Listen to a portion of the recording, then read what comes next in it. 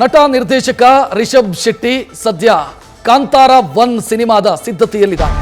ಅದಕ್ಕಾಗಿ ಅವರು ದಕ್ಷಿಣ ಕನ್ನಡ ಉಡುಪಿ ಜಿಲ್ಲೆಯಲ್ಲಿದ್ದಾರೆ. ಈ ವೇಳೆ ಅವರಿಗೆ ದೈವದ ಅಭಯ ಸಿಕ್ಕಿದೆ. ಕಾಂತಾರ ರೀತಿಯಲ್ಲೇ ರಿಷಬ್ ಶೆಟ್ಟಿಗೆ ದೈವ ಆಶೀರ್ವಾದ ಮಾಡಿದೆ. ಮಂಗಳೂರಿನ ಗುರುಪುರ ಸಮೀಪ ಇರುವಂತ ವಜ್ರದೇಯಿ ಮಠದ ನೇಮೋತ್ಸವ ಅಥವಾ ಕೋಲಕ್ಕೆ ರಿಷಬ್ ಭೇಟಿ ನೀಡಿ ಕಾಂತಾರ ಪ್ರೀಕ್ವೆಲ್ ಸಿನಿಮಾ ಕೆಲಸಗಳು ಬರದಿಂದ ಸಾಗ್ತಾ ಇದೆ.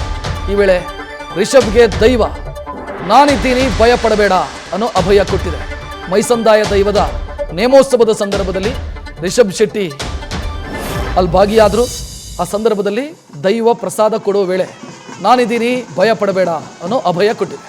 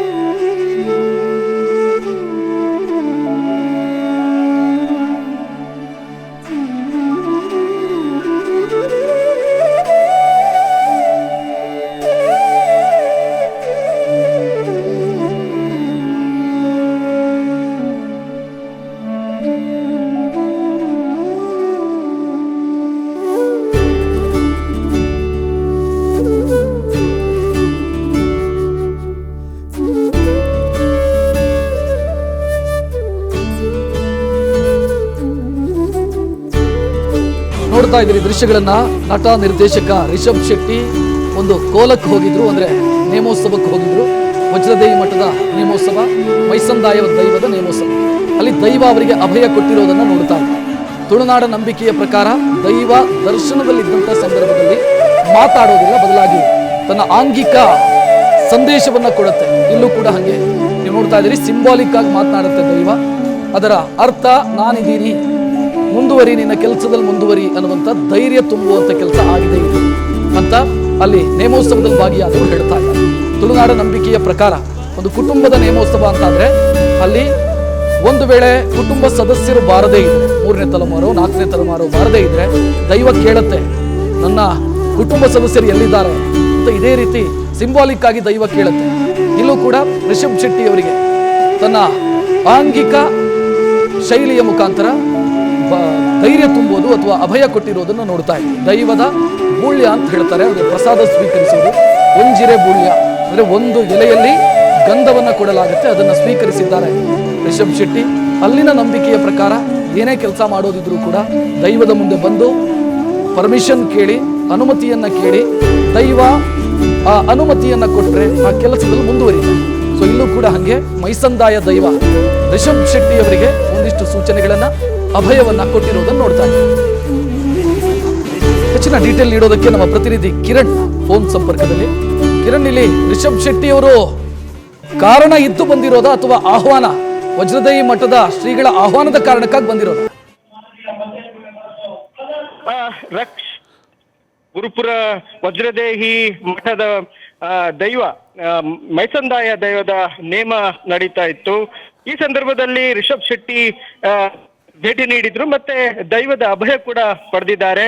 ಅವರಿಗೆ ಈ ಹಿಂದೆ ವಜ್ರದೇಹಿ ಮಠಕ್ಕೆ ಭೇಟಿ ನೀಡಿದ ಸಂದರ್ಭದಲ್ಲಿ ಮೈಸಂದಾಯ ದೈವದ ಬಗ್ಗೆ ತಿಳ್ಕೊಂಡ್ರು.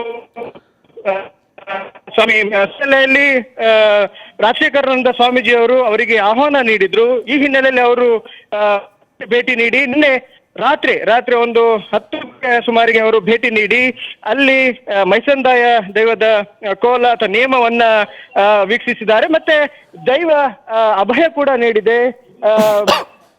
ಭಯ ಪಡೆದಿರು ನಾನು ಇನ್ನು ಇದ್ದೇನೆ ಅನ್ನೋ ಒಂದು ಅಭಯವನ್ನ ಮೈಸಂದಾಯ ದೈವ ನೀಡಿರುವಂತದ್ದು. ಈಗಾಗಲೇ ನಮ್ಗೆ ಗೊತ್ತಿದೆ, ಈಗಾಗಲೇ ಅವರು ಫಿಲ್ಮ್ ಡೈರೆಕ್ಷನ್ಗೆ ಮತ್ತೆ ಮುಂದಾಗ್ತಾ ಇದ್ದಾರೆ ಅಂತದ್ದು.